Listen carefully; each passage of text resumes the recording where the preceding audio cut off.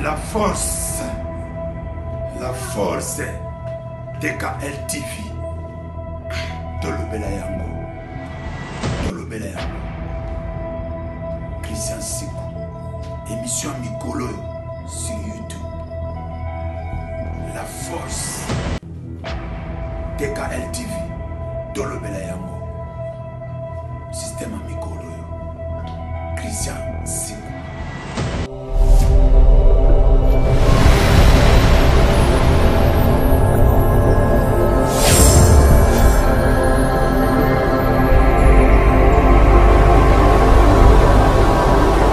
Fidèles téléspectateurs, vraiment partout, vous allez dans le monde entier. Merci vraiment la fidélité, vous allez toujours continuer à faire confiance pour la Moussala. Il y a malam au biso to mesana ko la bino et nous rappeler vraiment la bino continuer toujours à s'abonner vraiment massivement la carte chaîne au vous allez vraiment décider parce que boyebi ndengini Christian Vangoulé la bino mesana toujours ko s'appelle Sabino ko vraiment partout pour nous vraiment ko kende ko luke la bino ba news alors Christian Vangoulé kaka ndenga mesana toujours ko luke la bino vraiment ba news ko kuta vraiment na ba invité na pour panza teke parce que bino ni Vangoula mesana toujours ko panza teke na ba invité na donc pour le moko le vraiment na sali bongo na plaisir ya ko yambalelo confrère na la combo ya Christian Siku anti-choc donc na ndé vraiment na plateau le to za na to ko panza teke elongo na donc vous allez vraiment scotcher dans cette émission pour vous sepela parce que émission lelo ezali bongo elengi émission lelo ezali vraiment bongo plaisir pour na bandeko onyo so zuli baku pour na ko tala biso moko biso parfois et batiner la lien ba partager la lien ko s'arrêter vraiment car na ko tala biso té donc talaka mpansion en place va comme s'abonner on a une fois cliquer kaka donc on s'abonner vraiment à la chaîne pour aux aura toujours on a pour na kolanda ba émission qui toko Christian Vangoulé na bino a mesana ko sa la bino quoi alors pas trop à dire donc na ko senga la Christian Soumaïli déjà ay banden ya ko panzanteke afungola biso déjà pour to solo na Christian Siku l'homme de Tolobela yango anti-choc na yende kana lobai que na yende vraiment lelo toza ko panzanteke na ensemble alors Christian Siku bonjour. Bonjour, CV Christian Vangoulé, garçon élégant, journaliste à taille, la taille avantageuse. Jibalo Barabé, c'est la taille et l'élégance qui trouvent les femmes. Ah oui, merci vraiment mingi Christian Siku et rendez vraiment nimiko pesa biso temps là lelo et na plateau na biso to mekempe ko solo na yo parce que marmo Italie ndeka baloba ki marmo Italie vraiment ya ebele na biki ba bonné na ba biki Christian Vango mesana toujours ko pensa tekena ba invité na yo donc Christian Siku lelo vraiment to pensa tekena yo ensemble na plateau na biso est-ce que vous allez vraiment prêt to pensa tekena lelo Nazara prêt il y a moins 0 donc tout na question to retourna donc mon ongonga za loka compteur il faut fungoli ma ebimi il faut kangi ma ekangami c'est ça là après merci Matendele alors Christian Siku le vraiment des cas toba qui noto to meka un peu ko ça l'analyse par rapport à Maramondé Zali ko s'est passé dans le monde où il y a des réseaux sociaux alors nangana na meka un peu ko tuno likanisi parce que au monde le lo na monde où média le to Zali na to benga na presse en ligne tout monde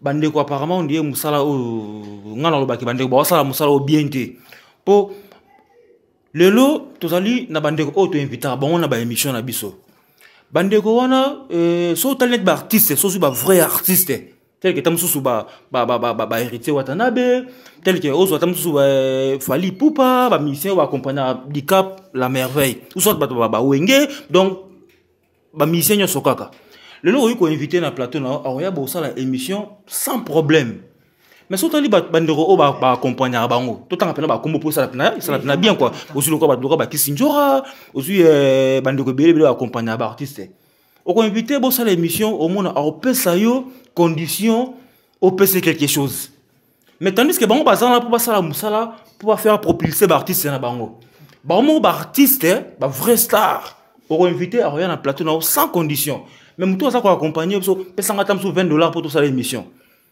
mais na mona bande ko nyoso o baza nyoso ba chroniqueur nyoso baza ba chroniqueuse on dirait eza leur normal ba valorisango mais tandis que quand même batuana so ba kena ba chaîne à télé au contraire kutu bangoni ba futaka mbongo po baleka. Alors pourquoi to pesa musala so valeur te biso to sala ba boulot on ndinga ba presse en ligne. En tout cas, merci CV Christian Vango. Je pense que les téléspectateurs, surtout les gens qui sont moment oyo, pour faire la mato et pour faire bien. Na ligne sur on a panzanteke puisque beaucoup de gens, bah comment on connaît ça que YouTube c'est de l'argent. YouTube et puis ça va millions. YouTube, sur on a 10 millions de vies, ou comme il a 10 millions de dollars. C'est faux. C'est faux, mon cher. Je me te dis une chose vraie. Bah bon on a bien sur le lot. Ce qui le lot moni, bah porter parole. Bactère il y a théâtre. Leader il y a groupe théâtre. Pour oser une émission, il faut passer quelque chose.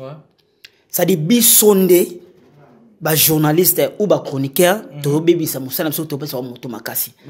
Pourquoi? Nami tout na bango bazo penser que avoir une chaîne YouTube c'est d'avoir beaucoup d'argent. OK, c'est faux. Na lingi bat baola na biso comprendre boy. YouTube est fonctionnement ndenge nini. Bon, là, on a bien les téléspectateurs. Je pense que tu as un peu sur page autant en YouTube, c'est en Californie. OK? C'est-à-dire, pour atteindre $1, on a bien? Pas $1, 0.80 $. Faut atteindre 1000 vies. Si tu as un franc congolais, 0.80 $, et ça, le 80, 800 francs. Même pas 1000 francs. Je dis bien, même pas 1000 francs. OK? Si pour atteindre 1000 abonnés, est égal 0.80 $, 0.80 €. Bandeko bosenga biso bambongo ba $20 pour la tourner na yo pesa nga $20 nga $30 tanga la ndamaka ba vie na yo pesa biso le côté ba vie na wana ne so sali 10 000 vies et ça ngo le côté c'est que les gens comprennent pas ce qui le YouTube ezanga na mbongo ndo mona le Koffi Olomide na Diamond le clip la bongo ils ont 4000 abonnés 4 millions d'abonnés. C'est que Diamond. 4 millions de vues ou comment? 4 millions de vues, pardon. 4 millions de vues. Mais c'est que Lelo, Koffi Olomide, Diamond, bah, millionnaire. Ah oui. Na 4 millions. Tout le monde a fallu pour pas. Ah, au moins, 10 millions de vues. Innocent, Inosbi. 11 millions de vues. Hollandi. Kassati Koborat Mabangat. Allez-y comprendre que YouTube et autres battu bien ignorance. Battu ba au travers surtout comme histoire de vie, vie et zambongoté. Vie et zambongoté. Makamuna lo banayo na opesa page wana au YouTube comment makamune nyo soto. Ça dit 1000 vies est égal 0.80 €, 0.80 $. Donc si on a un franc congolais et ça le ba 750 francs congolais. Même pas $1. Bon. Si pour comme ça mort de cancer, on va s'en abisso, on peut s'en faire $20, on peut s'en $30 pour cette émission. Bisson te pèse son béret. Puisque dans cette vidéo, on a 5000 abonnés. On peut s'en $20. Mais t'as ce qu'on calcule, il y a $20. $20 à combien? $20, 40 000 francs congolais. 40 000 francs congolais. Si quoi, 5000 abonnés. Si quoi, 1000 abonnés, 5000 vies, pardon. 5000 vies. Donc, 1000 abonnés est égal 0.80 $. Si on convertit en francs congolais, et ça le quoi 750 francs congolais. Bon. Si on peut se mettre $20, $20 on s'en sommes connus. Bon. Ya ngai artiste oyo bisto pour mouvoir bino. Pour ne pas succès na bino. Bat balanda bino na poto. Obora mabanga na yo. Ba watindelo ba koli, ba watindelo ba $100, ba watindelo ba $200 et ça intérêt na bisoté. Toyaka auprès na bino puisque bino ne besoin d'actualité pour faire actualité na bino. Ce qui biso presse to zate, c'est que bino pe bosati. Vous comprenez? Ce que moi na lelo e mutuloka sai. Ngala tanga balide obengo sa émission en singo ba condition té. Ah oui. Mutuloka Blanchard Mosaka. Obengo sa émission en singo ba condition té. Mais maladi wana eza mingi na bato tangi kombo wana. Bon wana maladi wana ba bimona le roi bango. De bango nde batali saka ba chaîne. OK, c'est faux et archi faux. Ba nombre de vie na bino yango nete ma saka chaîne ba vie. Parce que mbongo ekotaka na télé chocolat 1000 abonnés est égal 0.80 $. Na repeso pas journal na émission ko lekisango. Ba faut comprendre que ba mbongo ba senga biso. Bazo to songwana te. Biso to yaka pona ko songa bango na actualité on ba pesa partout dans le monde ba holanda bango. bon faut que ça soit sincère yo ce que pas fallu ce moment les comptes que fallu ndé photo so mbongo après so mbongo transport oui pas présent na JV Piana ah c'est mbongo té les comptes là sur 100 € comme équipe technique oui le pas présent oui rançon dénouement la scène oui rançon émission tout ça qui ensemble présent oui rappelle $300 équipe technique pour ayebi valeur ya presse ayebi valeur à presse na poto po yo ba yamba ondo mona ba faire rigolo ba lekala ba France 24 ba fali pour ba TV5 ba France ba Koffi Olomide ba futa kambongo Olandi mais siko awa bato ba mona lokwa ba ya endroit ba monde ba talisaka ba vie eza eloko te na répéter les sous ceux qui vie ya eloko ba fali pour ba tika mabanga ba nzo ba su ba tuté puisque so là qui $1 est égal à un vie mais il fallait comme un millionnaire Olandi je pense que tout le monde a contredit c'est vrai et vrai c'est à vérifier mais vérifions dans site nem no kota so ça qui est ba vie un vie est égal à $1 les ba fali ndo mona ba faire ndo mona ba inosbi ba boka sut mabanga te ba kina ba choc te les pauvres ne ba kina ba choc ba kina mabanga donc ba lo millionnaire te de ba vie wana et c'est là ba titre honorifique merci mais on a donc ça ça il can nous expliquer bisona mais au moment que non fallait pas même si azane na chambre parce que la vidéo qui a bêta million depuis bêta $1 million na mais que si on a le bichote yo on a bichote magam na lo bana oboyi magam na lo bana même si ba artiste to tanga kombo fali popa inosbi ba ngomba ba vie ba héritier otanabe papa $1 est égal à un vie mais na habité c'est que ba héritier ba ben lelo héritier à ce moment temps sous à ce moment ana jet privé na ya vous comprendre beaucoup de gens pensaient que un vie est égal à $1 ok c'est faux 1000 vies est égal à $0.80 €. 1000 vies. Sur yo comme ça 2000 vies. Yonan. Merci, s'il te plaît, Christian, si vous avez vraiment, vous avez vraiment l'icône, mais un peu qu'on s'adresse vraiment à ba fidèle abonné, à message toujours qu'on a biso vraiment soutenir de loin. Et merci Christian, si vous vraiment avez clair et un peu qu'on peut savoir nos détails par rapport à Madame Onengeni et se déroulera parce que beauté na biso vraiment rigueur que non, yambela biso qui sinjora, yambela biso tam pasteur John. Yambela biso lité à Kanda. Pardon. Question est très important. Ba fanatique au senga biso yemela biso pasteur John yemela biso kitinjoka yemela biso mante yemela biso lité ya Kanda ba pede nada te wa comment on attend ngote ba senga mbongo ces gens là mais or que ba mbongo to pesa bango yango ndete ba mbongo oyo ezonga na ba chaîne na biso ba patron ya ba chaîne na biso lelo oyo ba kolo ba chaîne ba sofara boye au moins que c'est la chaîne YouTube et le gars au boka mbongo mo boye oyebi retour na ngote makamuna oloba oyo bato bazo bato ba chaîne ba makamuna oloba oyo je pense que batebele ba sepela makamuna oloba oyo bon et ça le gars là o amize mbongo oyebi retour na mukolo yate landa ngai osombi caméra là osombi $1000 osombi caméra osombi ba lumière osombi ordinateur pour monter otie bat basalara ofutara cameraman ofutara journaliste mais retour na ozo mbongo muke OK patron ba chaîne ba comprendre retourne aux mbongo mukidon oza ko espérer le gars o tchaka na compte moko bloqué mukolo ko mbongo o yebanité donc mbongo mataka malembe mais oyo bimisi du coup poso ngi ça passe o so comprendre tant temps sous au salaire mission moko boyena sur tala 300,000 vies ou 400,000 ou 500,000 donc on retrouver mbongo du coup au temps sous 5,000 ou 10,000 ah oui.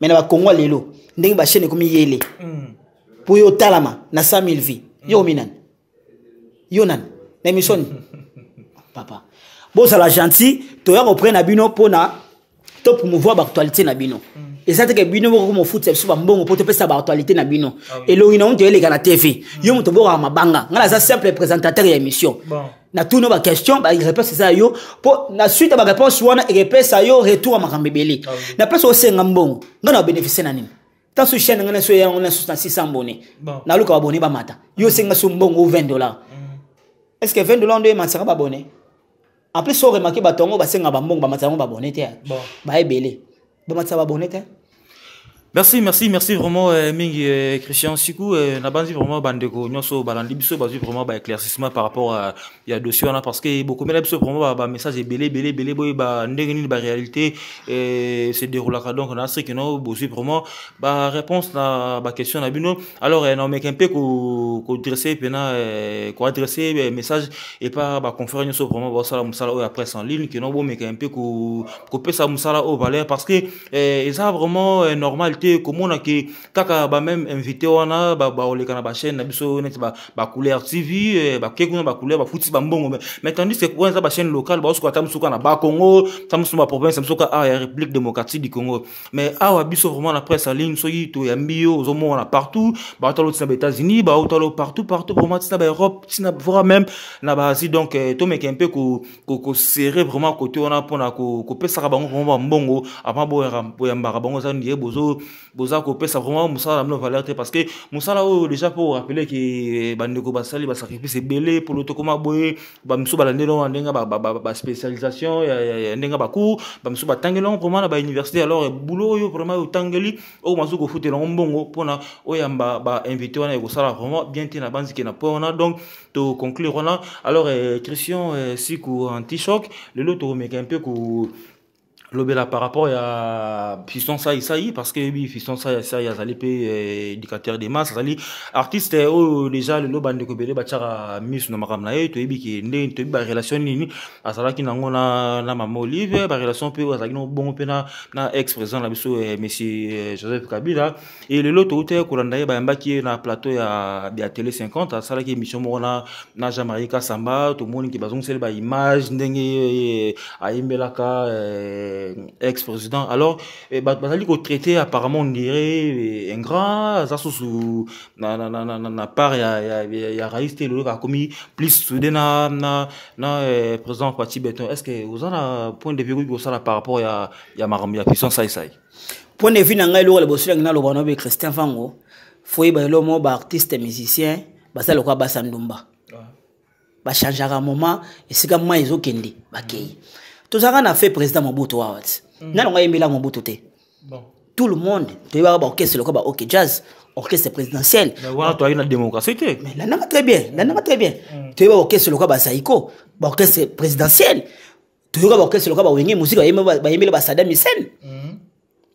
La plupart ya ba topé tangu Kabila les pères aïe.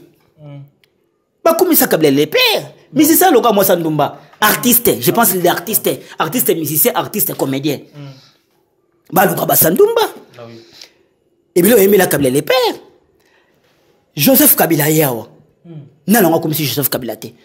Par les seuls motivés nanga mo na saluer en passant na ces jours na kina le Marie-Paul Laurent Pelé Matayavu. Les seuls motos oyo ayemela Kabila Joseph Kabila té roi Pelé. Des salariés peke a ken exila ken ba poto na ile lo ana kina gaza ya Fati Beton pour combat Beton ngam na pesango des ana kin bon ba artiste belé ba changeaka identité na couleur lokola ba caméléon on se comprendre hein ah oui so ki lelo batu ba koloba ke Fiston c'est un ingrat c'est faux bien pe ba jibe ba ingrat jibe emela Saddam Hussein ba wera wana ba emela Saddam Hussein te yo si famille Mobutu ba sepela ne ba kumisa wera ayemela Kabila nzembe bon ba sepela peta ce qui l'autre c'est que d'ailleurs tu kumisa tisekedi bon présent tu les années Fati Beton ngana kumisa ka papa to se tromper mboka oyo mukonzi azab moko ce qui le Fiston sai et ça point de vue naï amoni pas so à l'aise à changer naï et elle sumo a changé naïe par rapport à Yamakamunaï. Mais je pense que dans la émission, il y a Fiston Saïsaï, notre président Jean-Marie Kassamba, na télé 50, émission très kitoko, émission les qui très bien, bah question qui bien et je pense que Fiston Saïsaï na sagesse à répondre que Jean-Marie Kassamba bien. Ce que ça les que bah ozong c'est là bah vidéo on a pas aimé Joseph Kabila. Je pense que bon on a interview Fiston Saïsaï. Na micro il y a Jean-Marie Kassamba. Fiston Saïsaï le baki boy.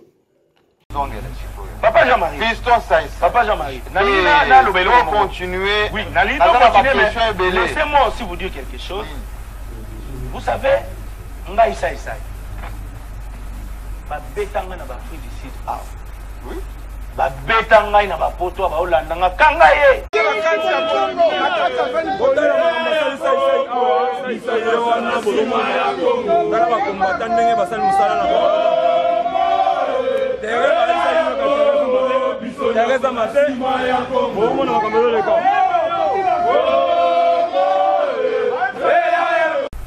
pour une chanson que j'ai rien reçu.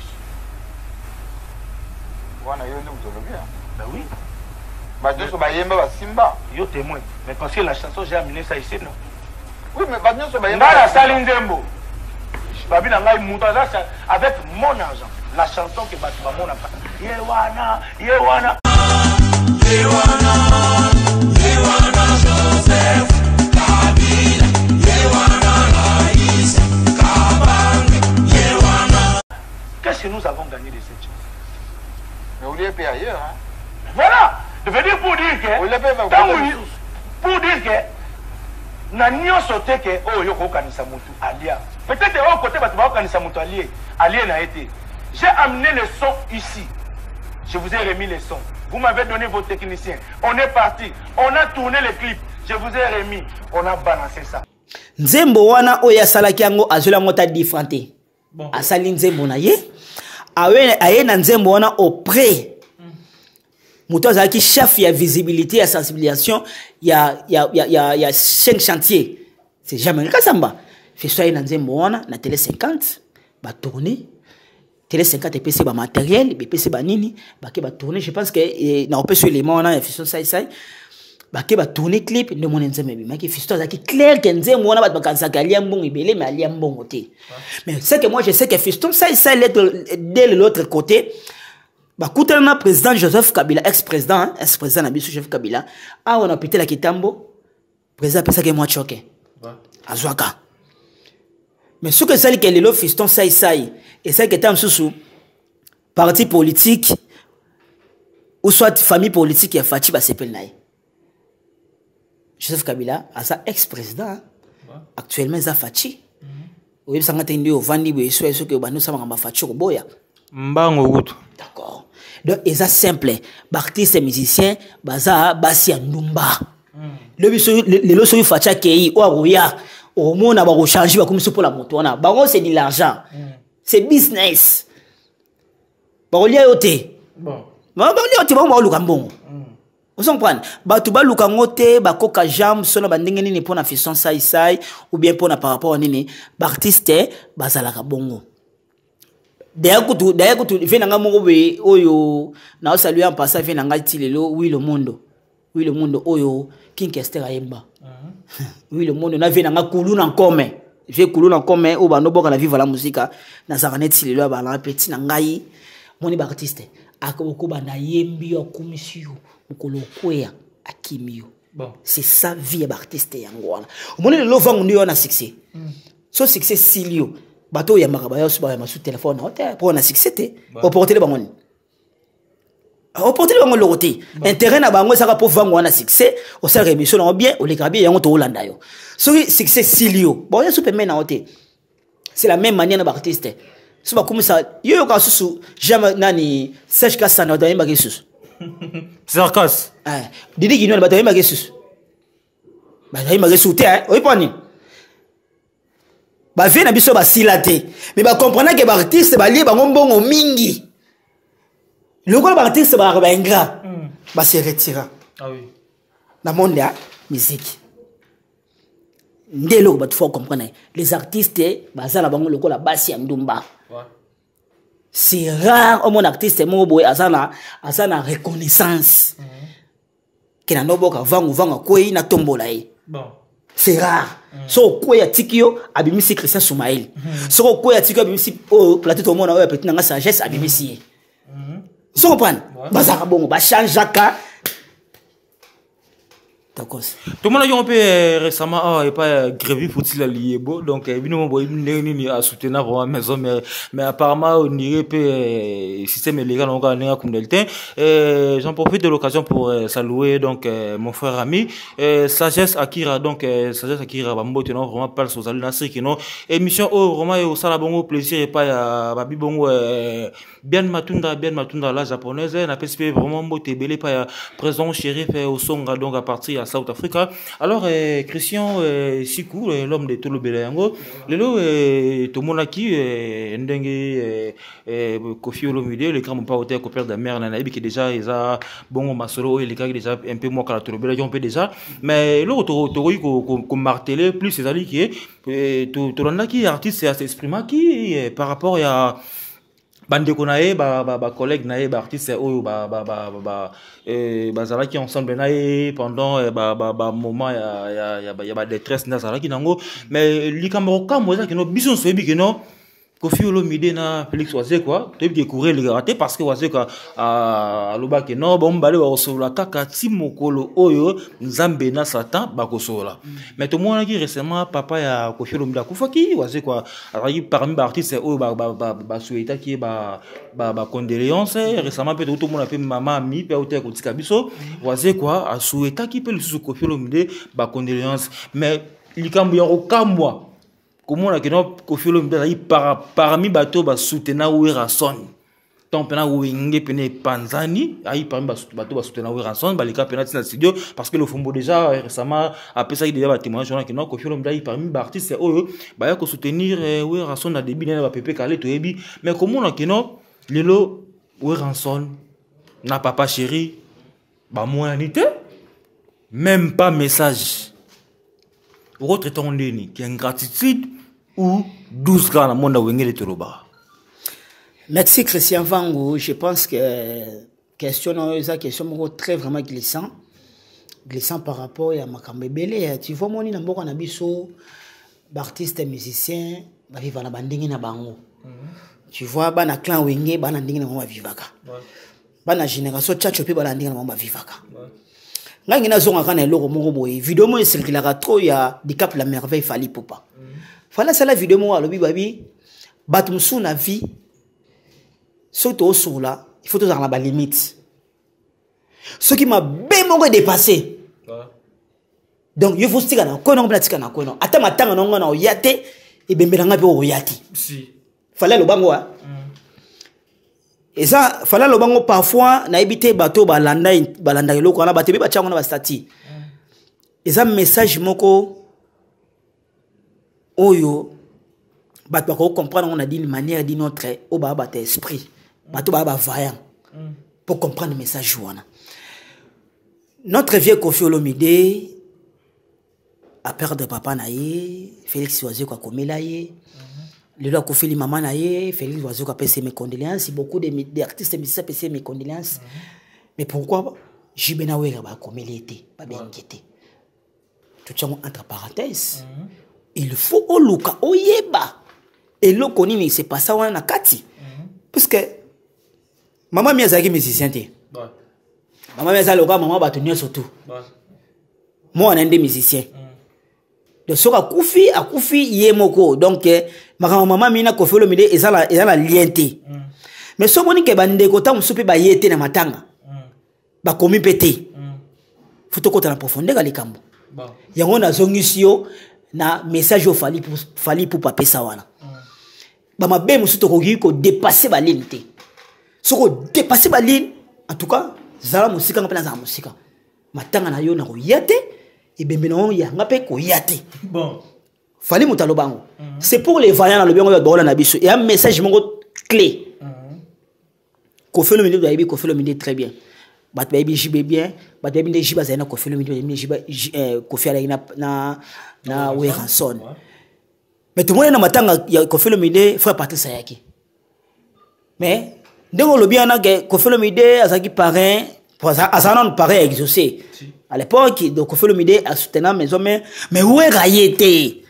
Ndé place il faut te luka to ba pourquoi Werason a yakité.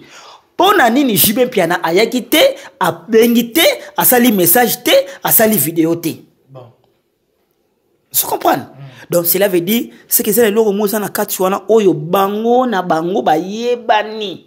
Et là, on a Christian Sikou. Est-ce que vraiment, vous pensez vraiment que non, ranking aux aïe entre Koffi Olomide na Félix Ouazé quoi? Il y a eu rigolé. Bon, mon ranking na moto et dépendant d'enge moto aso recevoir ranking na ye. Moto soit ko inoka po melaki 1000 francs. Ay ino pe mba do a considérer soutenir na vie na ye. Même nous soit ko limbisa po yo lingi mo cinéma bozongi ba camarade. Bon. Ça dépend de l'état d'esprit à moto. Moto zo concevoir les camps. Mais Christian Sikou, combien de Koffi Olomide na operation ba bebani bazongani? Mais Ouazé kwa kutu to yebi ndenga zalaka dire par rapport que so salima be bossana imba moko. Vous comprenez? Mais à se permettre qui a tindaki SMS wana. Vous comprenez? Pour réconforter collègue na ye. D'accord. Mais boni Weranson. Christian Vango, so talipe bien, Ouazé qu'on a Koffi Olomide ba wele lote. Et ba wele no lote. Pour avant Joyce équipe Ozaga Ouazé ko ba kota quartier la terre. Ouazé qu'on a Koffi ba no wele ni. Pourquoi Koffi a komaka été ba nzemo Ouazé ka pesa yi. Ba wele na bango lote. Et no lote. Et ça n'a pas guerre d'esprit. Donc ce n'est que normal pe Ouazé quoi à côté de la Koffi Olomide message so Ouazé ko vandi bien en terme mais ngana Koffi to wele ni. To wele pe lote. Si on peut ça, Koffi Nzembo, à communauté qui est une au sein Nzembo, ça prend peut-être. Roko Samukili, mais conscience, Roko Samote. Donc on a au moins été le Koffi Olomide na Ouazé ko ba wela. Ce qui coûte guerre na comment ngi makasi, je pense que après ba maisha, ba nini Koffi Olomide est aux sous just diena zuba chipoyi azuba wana ndeko to guerre ndi bandaki. Mais avant makambo wana Ouazé ko na Koffi ba doyo ko na tika pour makambo droit de terre. Composition la PC Nzembo ko fabo ya rondimon. Et ça va ranker na mikie. Ce n'est que normal.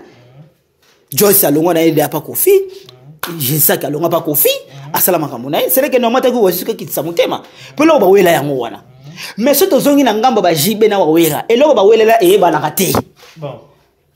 Po na landa émission ya jibe asala na boduga. Jibe aloba même eloko oyo fallait aloba lelo. Jibe aloba ngo kala. Jibe alobi wabi ba mabe misusu bat basala ba mutu so mona osala mabe po anuir vina yo donc mutabongo da atam ko lo na cercle pour ça na pembeni ta bon si et ça loi nature même bible lobi muto alinga ka te fotika musika sengela bolimbisi linga me bo za ne so contacté vous comprenez donc allez-y comprendre hein guerre ya Weranson na jibe pela na Koffi Olomide bango na bango ba yebani eloko ni eleka na kati. Et le connaît les gars na kati. Photo ba c'est bien présent je sais pas la makamon. Yemoni je sais pas ça qui me condoléances à Koffi Olomide. Bon, après ça bon tozongi na ngamobe. Tant que c'est ko fera, est-ce que Koffi a matin? Apparemment zaki libana mboka. Apparemment libana yemata ngani so kan libana mboka. Papa mba Koffi a matin. Libana mboka toujours. Bon, mokolo pe Koffi okufa. Est-ce que papa mba matin? Jamais ouais ndeni. Est-ce que c'est matin? Allez-y comprendre. Ils ont la guerre, ils ont la guerre, ils ba vérité, parce que les gens ont story tanini. Les gens ont fait maman oyo anego yambangai na rozanga te ya kopesa mes condoléances. Ce comme na niveau na pesa mes condoléances te, c'est que ça la mabemo oyo et vexa muninga alala na ngwa la mukana ngwa monike yo na vie na ye aderaya yo. Vous comprenez? C'est ça. Merci vraiment Mingi Anti-Choc Christian Sikou Tokomi vraiment na souka entretien na biso. Alors là pour te pena remercier bandeko ka basunga biso tel que ba Flori Maël Digital Impact Solide donc mon ami privé na pese vraiment ba mbote belle place vous allez donc moté maman Laure donc maman na NJ donc Pacifique donc comme pena moi ja na peut-être ba Pacifique donc Pacifique ça bon mon petit frère il y a Sagesse Akira donc ba mbote no vraiment yangona parce que Pacifique ça na sima pour ko nega masoloka ndenge za donc ça quoi assister biso na ndenga déroulement émission so ndenge vraiment ezali koluka ezali vraiment kolika na remercier pe donc balobi donc présent Shérif Osonga donc tout ça la canne de Lobaki un grand merci na Sané de Djoubek et puis présent Pablo Pantal que donc bien matunda la japonaise. Alors Christian Sikou to comme vraiment na suka émission na biso dernière question ya émission lelo et vous ala par rapport à Tobi Keno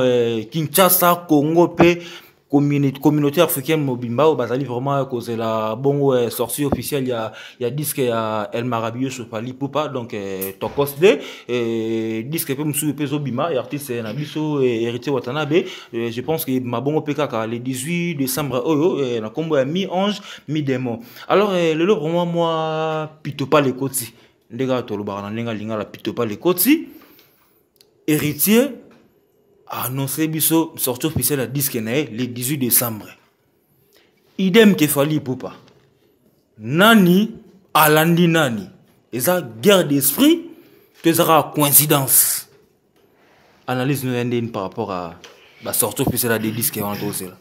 Mais qui kala, c'est au zongi ne peut pas wengi ton ose l'album les mêmes jours, bah les belles. Oh, mais je me raboué à tel jour, mais je me raboué qui, je vais pas boire qui, mais c'est tout dans ma tongue victoire, bah toi somba. Yangoana ba guerre surtout luka yangoana. Musique congolais lali. Musique lali. Musique lali. Oui, to côté monde urbain.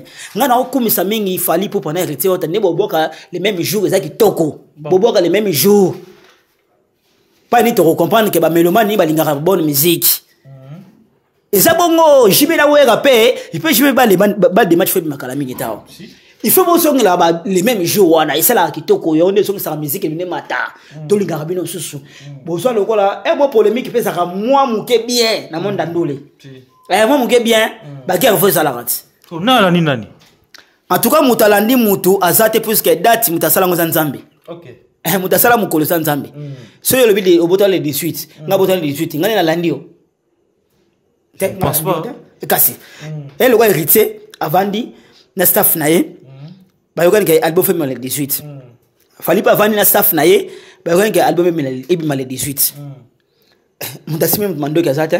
Bah oui que héritier et bah système moi bah toto a tembeka ne balwa parce que nga selon pena information pena une source donc bah source pena et ça que non Fally Ipupa ndem taki mutali boso ya ko annoncer la date le 18 décembre mais what a vu ka nega mutaba toto a tembe apparemment on dit pas chapé a libaya pe kaka Christian Vango quand na ebisio donc moni mukolo ezara mukolo mototé. Donc, les téléspectateurs, ils ont très bien. Mukolo, ezalaka mukolo ya mututé. Mukolo, eza Nzambe. Jour, date, eza Nzambe. Et là, au moment où ils sont handicapés, Fally Ipupa abimisa album le 18 décembre. Et là, au moment où ils sont handicapés, héritier Watanabe a sa date album le 18. Puisque mukolo, eza mukolo ya Nzambe. Mais nous avons préféré bien. Héritier Motonatembe. Du Cap la Merveille, le King. Bobo le 18. De voir mongo oyo soki lelo na landaki merveille rambo leki a ogangi la makambo ba vie. Tout monde qui verra mon Diamond ba beti bo mongo à une seule jour 2 millions de vies. Bon. 2 millions de vies. Et le Diamond na verra mo. Record. On est moko. 2 millions de vies. On a YouTuber, YouTube. La journée, on a 2 millions de vies. Record, hein? Et Salamate. Du Cap la Merveille, héritier Watanabe. Héritier, on a un vie. Pour moi, on a un héritier. Oui, bien, moi. Et que mon gamba vie, on a un héritier. Ah bon? Ouais, on a BM. Que record, on a un million à 24 heures. Eh, BM, héritier, on a un vie, il y a David Monceau. Mon gamba vie, même, il fallait un angoté. BM, et 1 million de à 24 heures. Oh! Non? Je te dis. Oh. Mais dans le bina au Nadia featuring, il y a une once binam na Diamond de beta 1 million de 24 heures. Christian Vango. BM, il y a héritier Watanabe. Na journée, mon gars, beta 1 million de vies. Déplace, makamu makele la vie banda. Na BM, yoli bosono comme ramba vie. Ok, là, moi, que héritier tabanda ngot. Nazanga moto héritier te. Nani moto nani.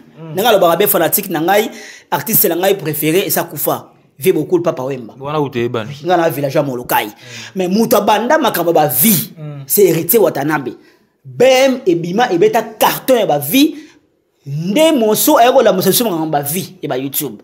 Nde comment les loba tenu sur comment Fally banani. Mutano qui peut ba vie azate. Bon. Sikoyo vient na biso Rambo na Diamond. Bor ba beti wana. Na ola na ba confrère mususu bazo critiquer ngo photo za muté amabe. Photos à monter à ma bé pour la roboya et le Rambo Betty na Diamond. À une seule journée, 2 millions de vies. Et Salamate, papa. Record, on a pena donc la confirmé. Et Salamate, donc, et là, sa grandeur d'artiste. Kofi Olomide, ça danger. Diamond, ça danger. Ah oui. Bah, pour ça, c'est un là que ça. Le rôle a fallu, papa. Na héritier Watanabe. Bah, préféré même, c'est les 18. Qu'est-ce que tu as là-bas, honte? Internet, par contre, c'est la sur ma remontée. Tout le monde a dans YouTube, dans le téléphone. Bon. Tu as vérifié. Héritier Watanabe, combien? 2000. Fali, combien?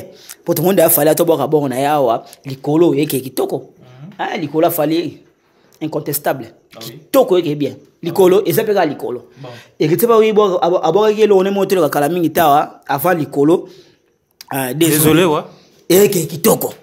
Mais le rôle, bah, on va jouer des décisions, c'est les 18 et les 18. À dire qui pourra. Merci à Dieu qui pourra quand Christian Sikou à lobby. Donc tu le vois vraiment mingité donc mission c'est là le 18 décembre so ikaka tokos de bimi ko to mo miange mi de mo bimi top to cheba kono to bano tala sko ba viango comprendre ngana otala ndenge na tala ya Verambo parce que Verambo une seule journée et bima à 23h. Non, et bien, à 23h45. C'est comme un journée à 17h, 2 millions. Et Salamati. Verangara, Mokofi Olomide, Mareza qui featuring, il y a Petit Nayo Diamond, mais il a expliqué aux amas Kofi Olomide, aux a légende. On a confirmé aux a légende. Pour Diamond, à cela, il va featuring na batum sous. Mais yo, ils sont différents. Aux a légende. Na flatté au thé, na commission au thé, aux a légende Kofi Olomide. Même Diamond sotangi na Twitter Diamond alors bien au départ de ça va featuring mbala le bosso na vie na e aboua que loko na une seule journée beta 2 millions de vies Diamond tout est côté la Twitter na Twitter alors bien de il a qui c'est que Kofi Olomide asa légende asa grand asa fort OK. Ouais, merci, vraiment, Christian Sikou, l'homme de tout le Béléango. Tu comme vraiment a fait un entretien avec ce tout cela qui. Donc, merci vraiment, Ming, Nabandeko, Yon Sobalandi, Bisso, vraiment, Bozuli Baku, Yako Landa émission, vraiment, Bo s'appelle l'émission, donc, la baïka, Bo s'arrêter, na rota la karaté. Donc, Bo s'abonner vraiment massivement, na kata chaîne, Ande, Bo, nous avons vraiment, news, moi, qui toko. Donc, information, vraiment précise. C'est Christian Vangoulé. Donc, Bobi Kendega na Panzaka Teke.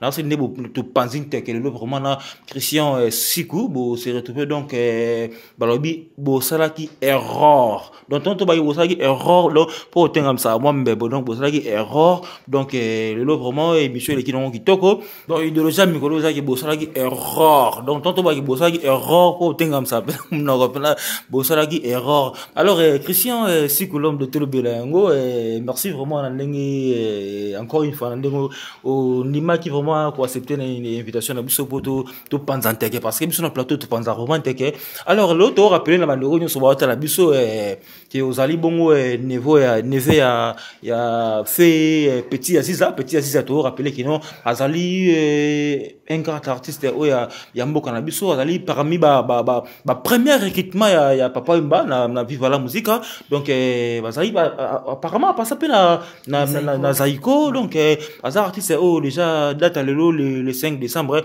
et rappelé biso jour vraiment azon sayi moli mona et pas tata Nkolo Nzambe alors ndé ozali l'un des membres ya famille artiste mnene ona date ya lelo.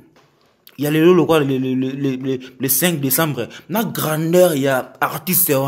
Apparemment, Bolexan, on dirait inaperçu. Alors, pourquoi tout le monde a tout s'entrapenate que famine, bien famine aé, bon organiser leur mob chaque le 5 décembre pour bon mec un peu que la moussaka na ba génération bande ko ba botamile lo ba eba qui était ba comprendre qui était petit Aziza. Donc ouais, apparemment bo silence mo bo kota on dirait bo donc de bo kundaye bo bosene pe kamba moko quoi. Christian Vangu elenya mutu za rasoa en vie. Ah oui. Elenya mutu za rasoa en vie. Mutu so akei bato ba yebara valeur na ye mingi vraiment te. Ba pensara pe na été. Ah oui. Bato ba yebara valeur a mutu mingi. Ba pensara na ye. Et le kolobi vous avez totalement raison. C'est triste comment un artiste nene le rôle à petit Aziza. Asa premier musicien, il y a Viva la Musica. Au papa m'a recruté. Petit Aziza la Musica, il y a une danse mon cognonion. na Viva la musique. Petit Aziza a sali trop na kati ya musique congolaise. Alongwe Viva la musique ya Zaiko Langalanga. Mais le 5 décembre, bato bazaka mamba fan na ye, bato bazaka mamba mécène, au sein ya ba groupe Aleka, ba beta le son a été au sein temps sous ya famille pour na kende trop loin, ba beta le son a été, ils ont pas passé. Lelo yo son avandi boina o loba boy que surtout nga na préféré na s'adresser mingi na famille, famille Tiko. Son a bien sûr nga moto za la race moto za bon moyi, basé belé wana. Basala ke fort mon côté. Basala ke fort mon côté. Petit Aziza bakondaye na cimetière Gombe le 8 décembre. Bakondaye le 8 décembre 1999 na cimetière Gombe. Na zo lança appel na bato bazaki ba mourir ya musique, ba fanatique à vivre la musique, ba fanatique ya Zaiko Langalanga. Ti le loto kunda Petit Aziza na siko kunda ata Pierre Tomba les athées. Ah bon? Oui. Ils ont m'appelé passé. Je suis le seul et l'unique tant que fils. Il y a Petit Aziza où on invoque toujours comme on a chaque année sur Akoufi. Chaque année depuis Akoufa le 5 décembre. Batba mité à Mabé. Batba mité à Mabé. Batba mité à Mabé. Ah nous s'adresser na bana ya kondo moué. Je pense que l'émission parfois pour yo kongo na masolo. Mais na holo bana bino en direct na télévision o za passé. O ya kufa ki wana aza papa na bino. O kufa na za papa na bino. Atangisa bino abokola bino bokoli lelo. Bokomi boko zo un pas. Bokomi zo 1 centime. Mais soko tala siba kunda Petit Aziza o sepelate hein. Na holo bango na membre famille hein. Ah oui. O sepelate. Ah oui. O sepelate. Petit Aziza aboti bana ba koli. Entre autres na otanga kombo na Natacha, Nathalie, Sandrine. Papa abota bino 3.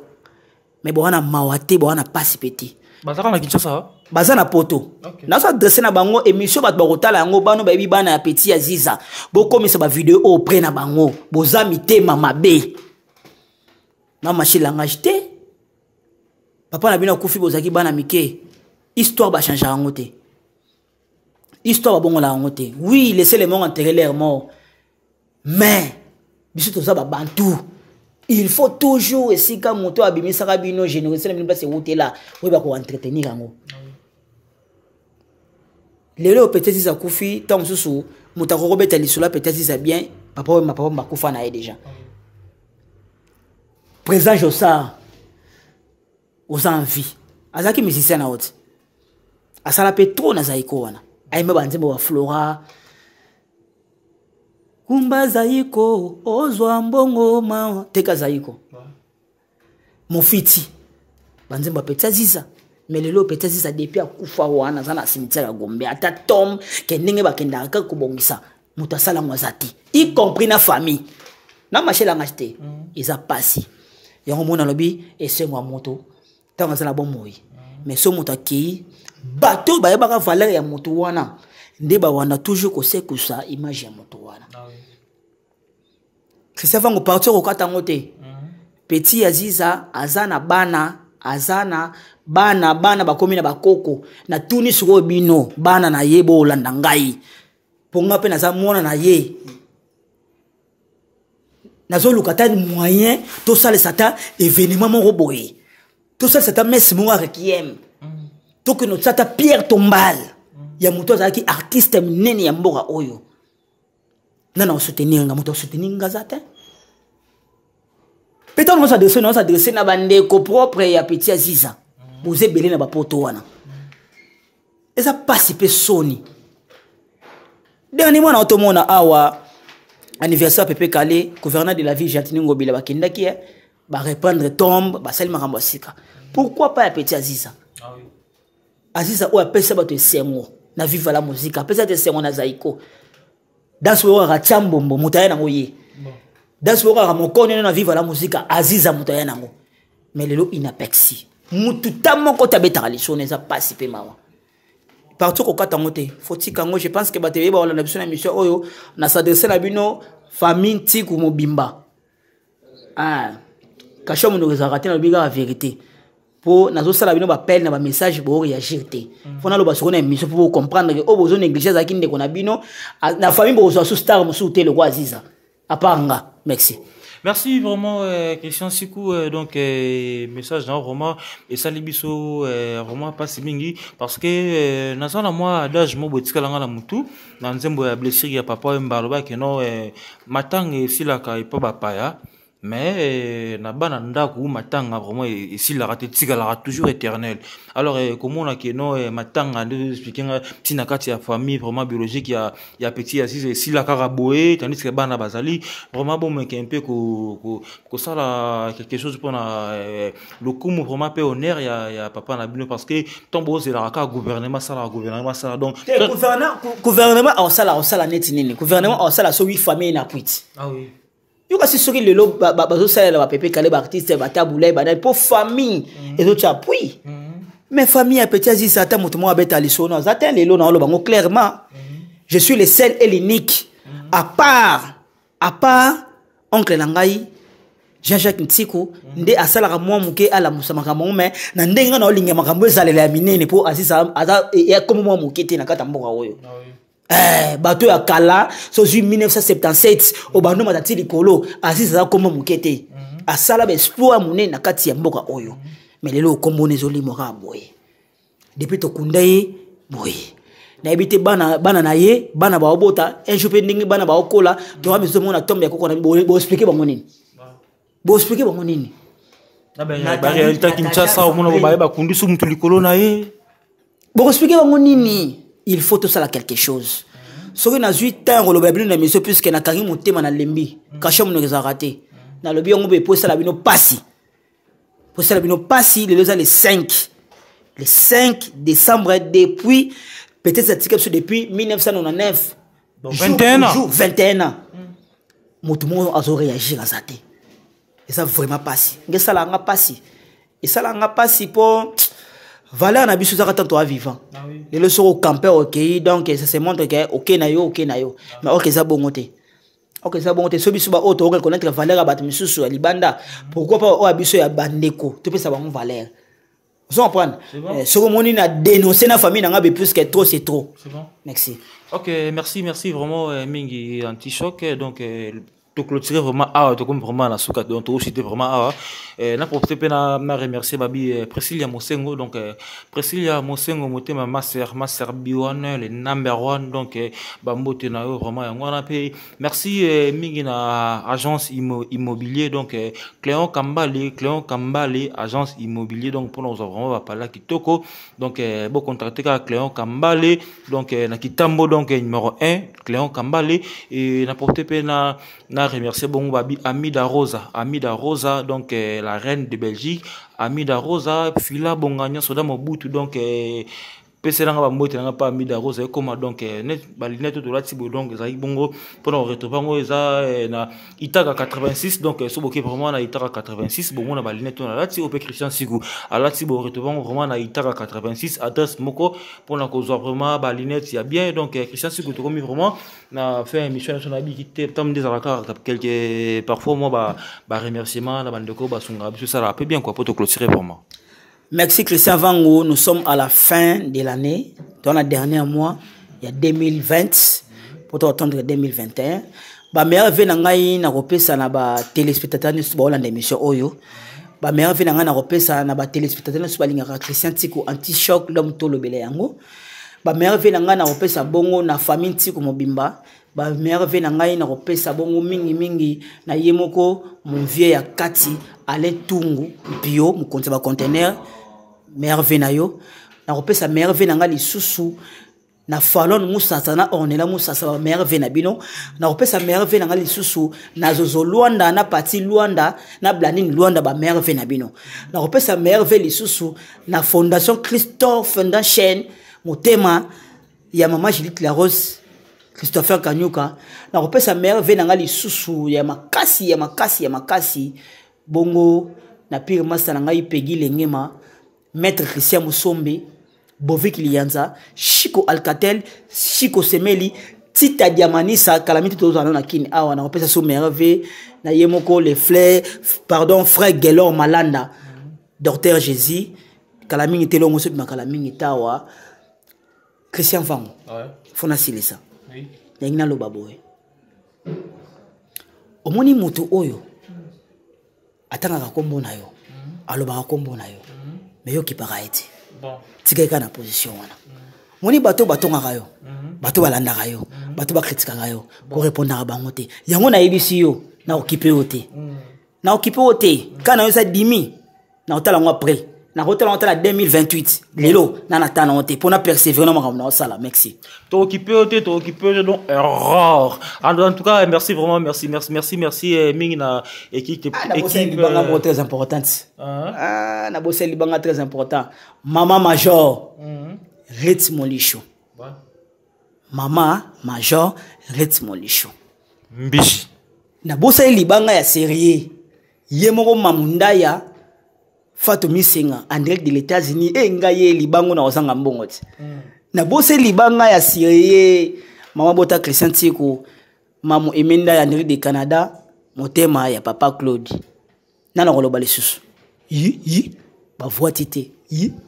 Merci vraiment mingi Christian Sikou donc merci na Rick la charmante na South Africa moi na maman Jackie et merci na mère Anto Bilele mère Esther Mabele et merci vraiment na Bino joyeux anniversaire Bian Matunda la japonaise donc moi na moi siwa miso miki wana donc Bian Matunda BM joyeux anniversaire na Junior Kindoki donc Kolo histoire ba joyeux ba mbote no vraiment wana Hervé Banza Junior Kindoki masalanga tongo Junior Kindoki Kolo histoire moi na poto Junior Kindoki yo ebi.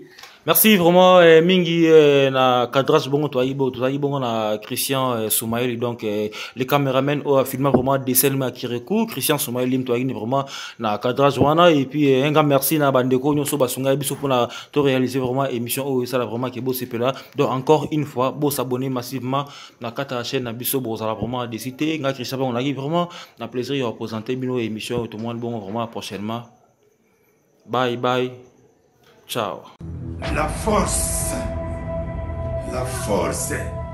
TKL TV Tolobela yango Christian Sikou émission Mikolo sur YouTube. La force TKL TV Tolobela yango système Mikolo Christian